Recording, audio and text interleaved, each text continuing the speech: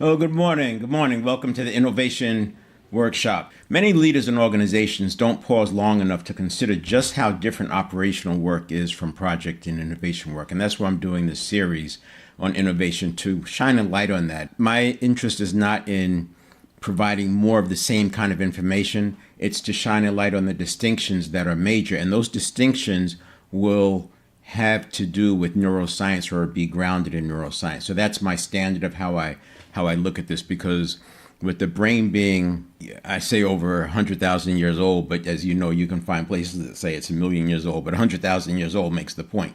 With the brain being so old, it's not as though things are going to change between what we have now, what we had in the past when most of the content we have started during the New Thought era, and in the future. The brain is not going to change. Even if you look at technology over the last 30 or 40 years, it's accelerated things.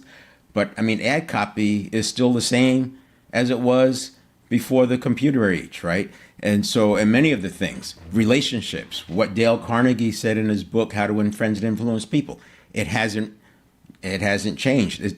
Technology has sped it up, but we're still the same. And that's because the brain is the same. The brain hasn't really changed.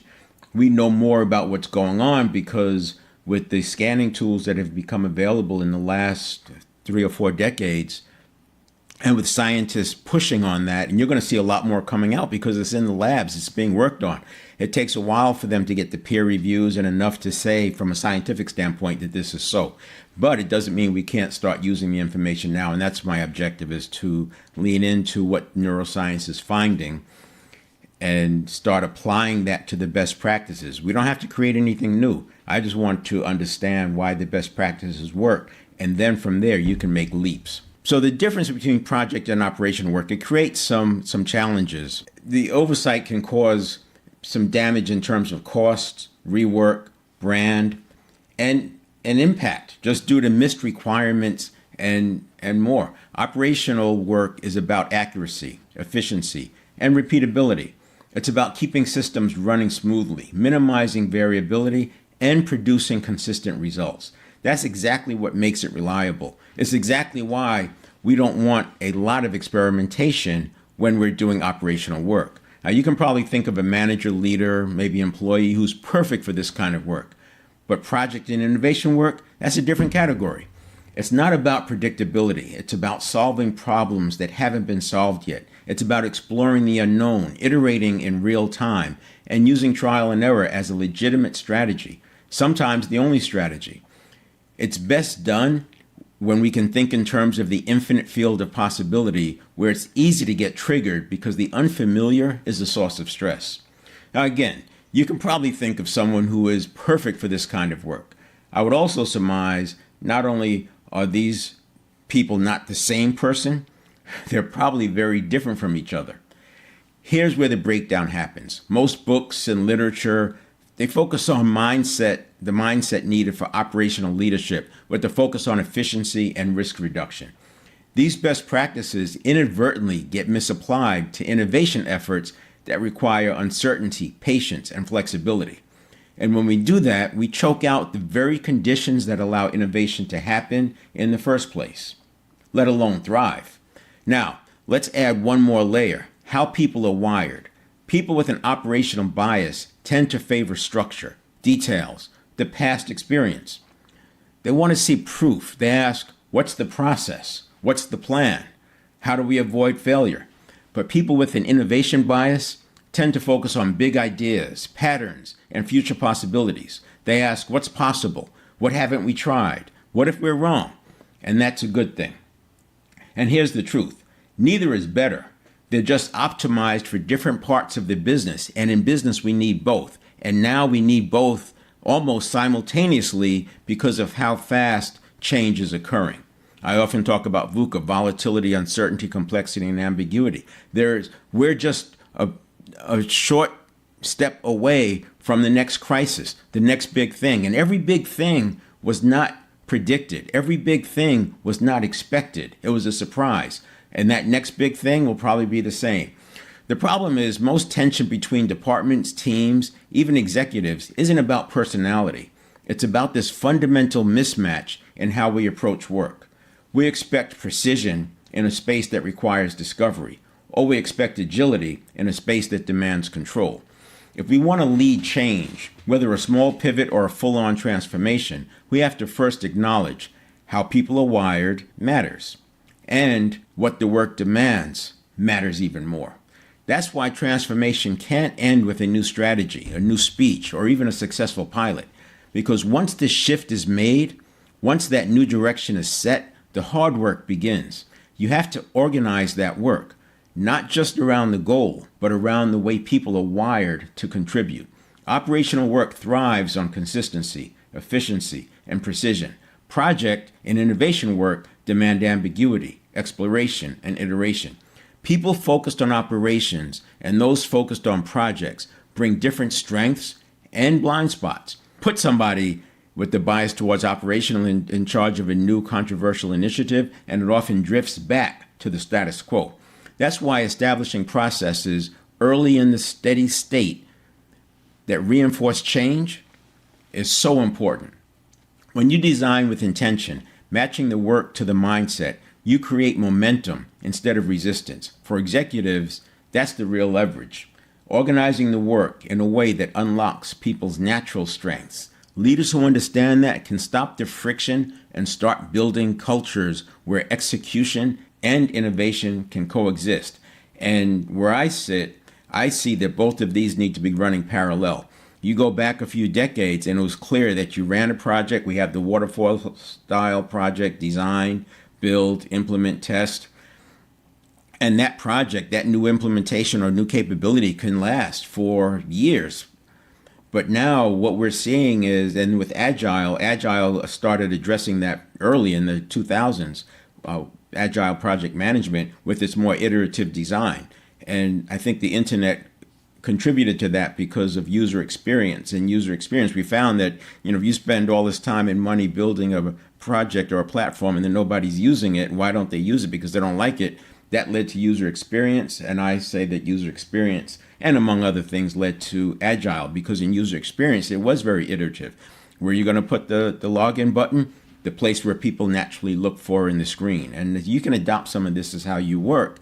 Rather than try to change behavior, rather than try to change the people that are on your team, you build your processes around their strengths and their propensities. That's the backdrop. What we're going to do today is we're going to work through some real world examples to get out of the theory and into real world. I want to keep this practical. So what we'll do is approach it with your real input. Before I go on, I want to share some ideas with you that have to do with this distinction between project and operations work. When I started on this work going back 5 years to close this gap between what people know and what they actually apply, right? Because you can probably agree with me, we don't use all of what we know.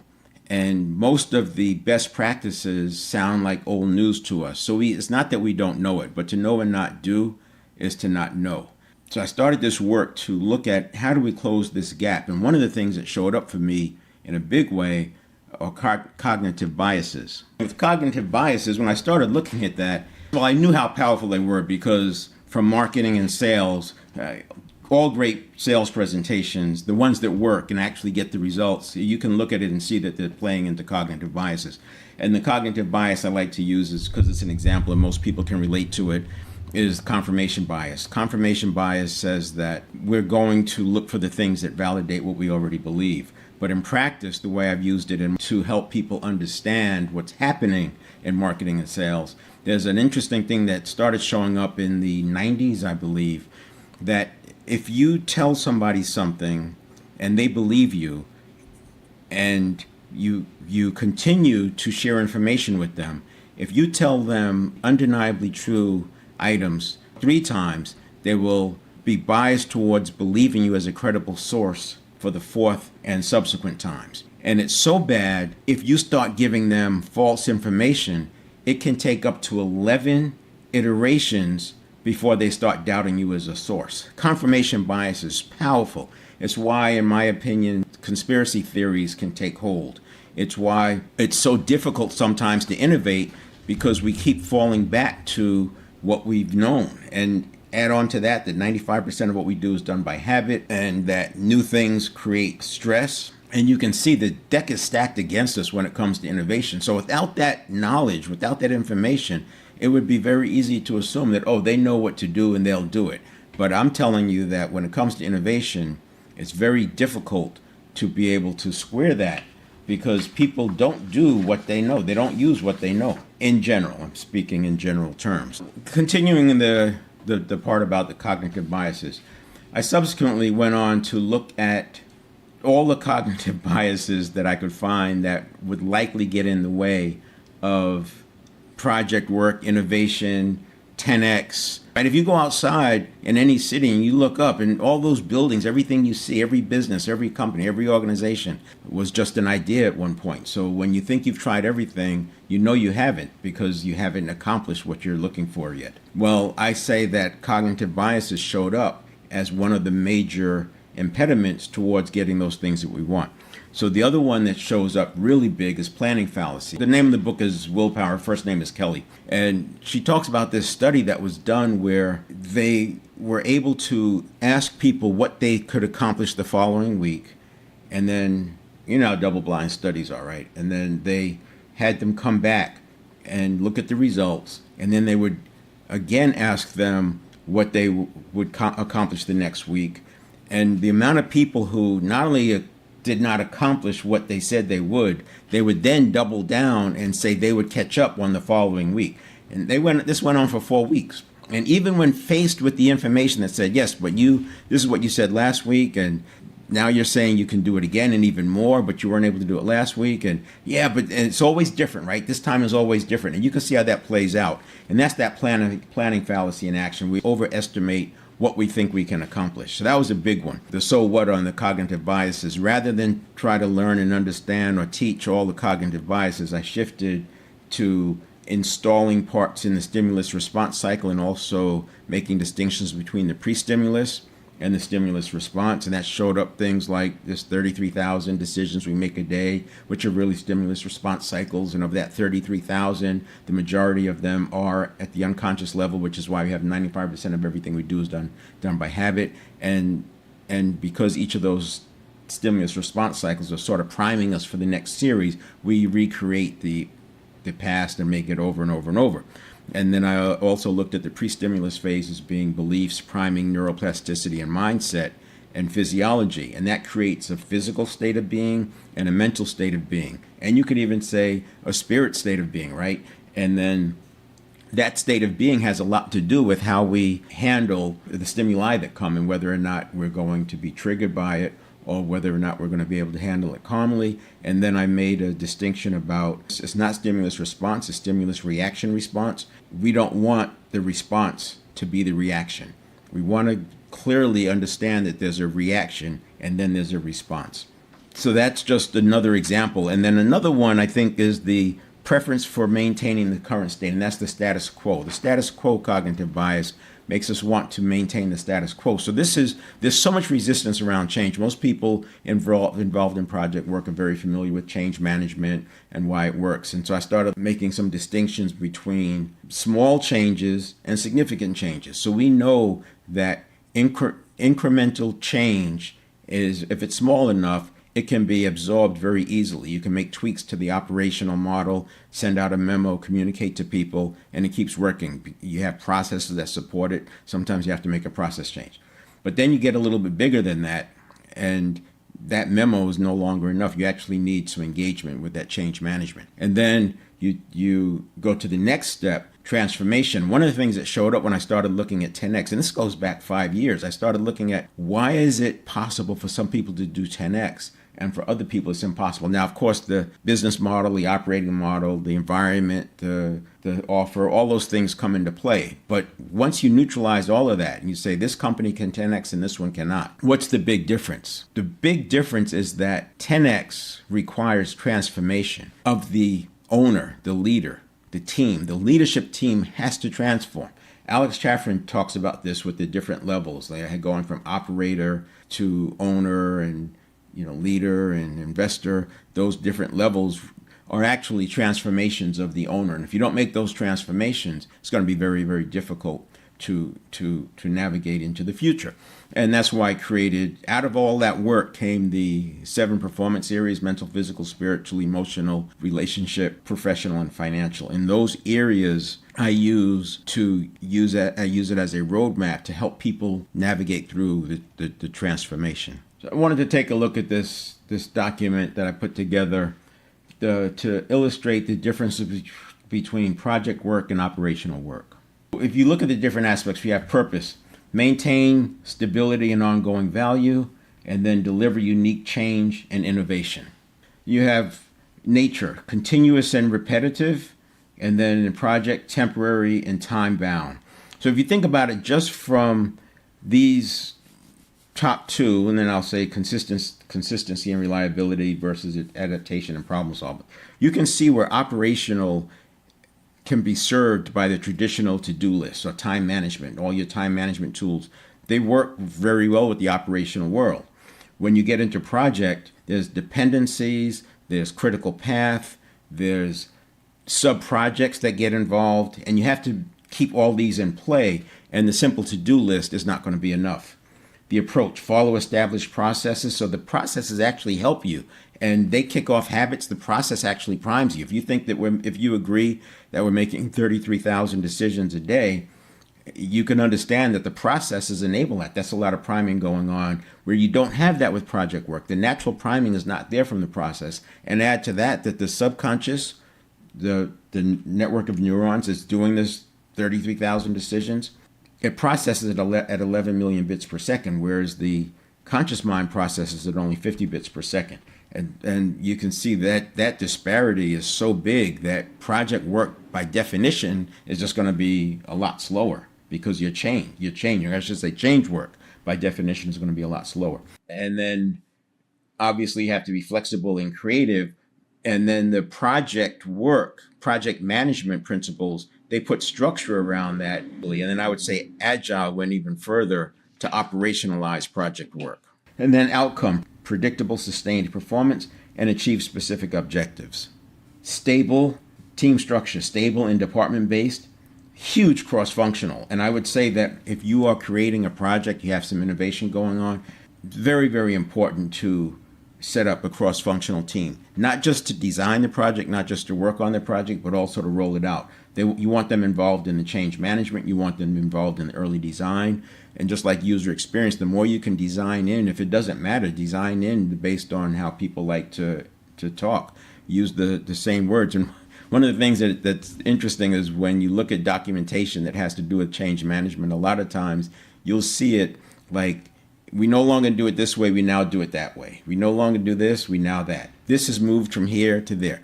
But you want to think about, yes, there's probably 2 documents there, or 2 sets of communication. One is for the existing people who knew the old process and have to start using the new one.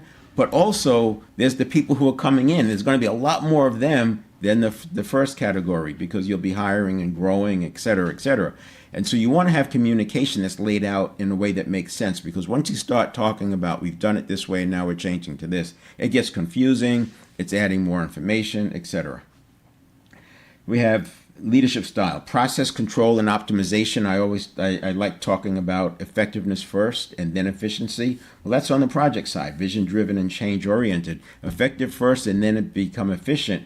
But clarity has to be the bridge between those two. You want to make sure you have clarity as you go from effectiveness to efficiency, and then it's simplicity, right? So we want simplicity on the other side of complexity. Risk level: low to moderate, it's minimized. You have process, you have testing, there's lots of controls in place, you have contingency, you have buffers, all those are built in, and you have cross-trained people who can step in. Sometimes with project work, especially when it's first rolled out, you don't have redundancy yet because you don't have the cross-training. Higher, the risk level is obviously higher and has to be actively managed. So one of the big shifts, I think the project management, PMP folks, those in Agile, if you hire somebody with project management skills, you're going to get the lion's share of the work done. You know, if you look at the 80-20 rule, 80% of it is getting somebody with the right skills in place and then managing it from there. But what's missing is project leadership. So I make a distinction between project management versus project leadership. And it's just as you would expect. But you need somebody at the helm making the decisions, because if you look at the project triangle, and if we put quality in the middle, and then we have time, budget, and scope, somebody has to be at the helm making these decisions, because if we change the scope, one of these has to give. You either have to going to put more time in or more budget, but you can't always fix scope changes simply with more time. Some things just take what they're going to take. And the same thing with budget. You can't just throw more money at it. Sometimes the scope change has to create or requires the creation of a new project. And then you can build it up again. The project manager is not going to make these decisions, because the project management is incentivized, their controls, everything has to do with managing this triangle and not letting it get out of sorts. And so they don't have the authority to just make these changes or the trade-offs or creating a phase two. They need to have that relationship with the project leader and the open lines of communication so that the project leader knows when to pull up. Operational approach just keeps pushing. Do it. Nope. Go back to the drawing board. Figure it out. Go back and figure it out. Next thing you know, you're in the last 20% of the project and you have 80% of the work to still do. And then we have time frame, ongoing and indefinite, right? And that's why it can be improved. You have you putting processes in place to improve it. And then we have defined start and end. And I would also add multiple resources are involved. And then the key challenge, avoid complacency, maintain quality, right? You keep it going every day. You widgets in, widgets out. Every day, widgets in, using the KPIs to keep the motivation going. And then you manage uncertainty and deliver value is with the project work. Next is the project management template. So the project name, standard, purpose, it's self-explanatory. Then you have doing what, for whom, and why. Now, this can change. If you are a solopreneur or a small organization, you're doing what is similar to the project name, but the for whom, it sometimes could be having to do with the supported vision or who's using the vision. But if you're in a larger corporation, here you would want to put the sponsor. And in a smaller organization, you could think of the sponsors being the customers who are going to pay your business the money to justify the work. And then the why. And this gets to the more of the vision, the why, the big picture. So in here, see, what we're doing is we're bringing the big picture into play early on. This document is best done not with the document, but on a flip chart, asking the questions, having people work through it in a cross-functional room. It works so well, and it begins the change management. And the first group that needs to be influenced by the change management is the leadership team. So that leadership team is an ideal starting point for who to have in the room when you facilitate this. And I typically will have 7 or 8 in scope and only 3 out of scope. And the reason the out of scope is on there, one, it's to address scope change early on, so you know right away when it should be in a phase 2 and you don't spend a lot of time. It also sets the stage that there might be a phase 2, and that doesn't become a hurdle. And a lot of times you can speed up phase 1 by adding a phase 2. The out of scope, these are the obvious things, because clearly there's a million things we're not doing. But the ones that, like, let's say that you're going to update the CRM. Out of scope could be changing platforms. That would be something that's out of scope, because it's a question that's going to come up. Again, something obvious. And the guiding principles, these become the motherhood and apple pie of this initiative. So this is where the cross-functional team gets to weigh in, and these answers are going to come from the heart, because it's a guiding principle. It's what's guiding us. And so they're free to talk about it.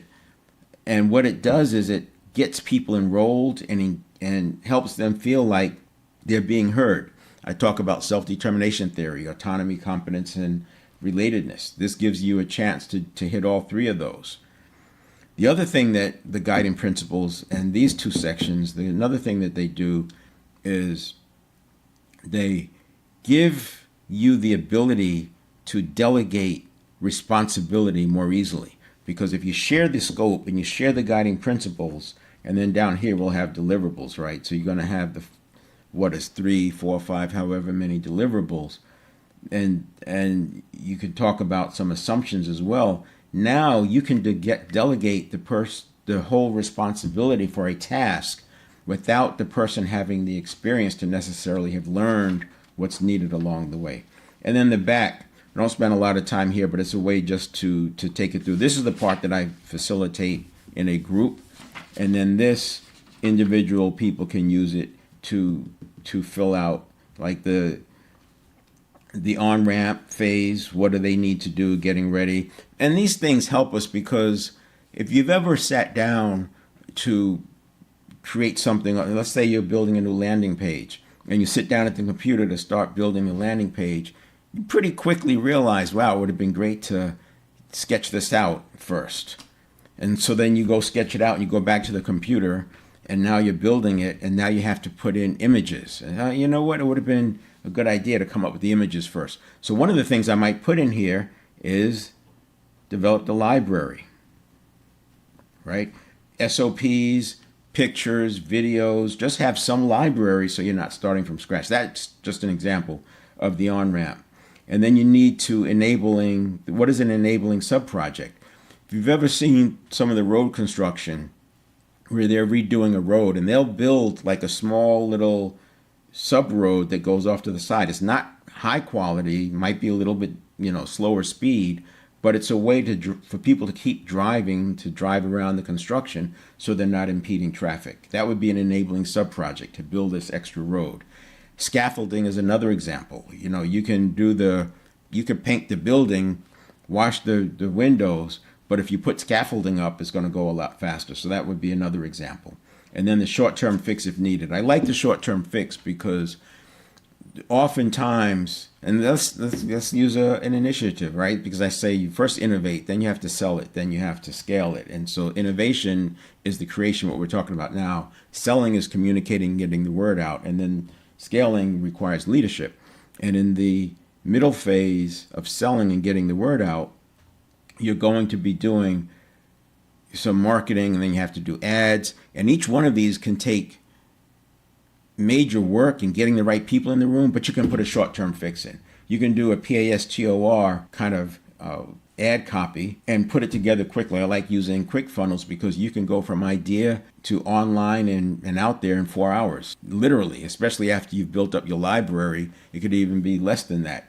And that does not have to be your main website. You can still use the company website for the major facing. This is sort of a duplicate site, and you can test short-term fixes. You can come in and do A/B testing constantly, but it's a good source for a short-term fix. So you can get the advertising started while you're waiting for the agency to get aligned and they're getting all those things figured out. Meanwhile, you have the word going out. You're testing some videos. You're testing some ad copy, etc. Testing some audiences. So I'm going to shift over to Zoom right now.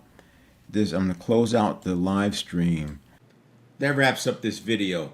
You can get more on this project template as well as additional support for your transformations at the upcoming workshop on July 31st. You can click the link that's with this video for additional information and to register.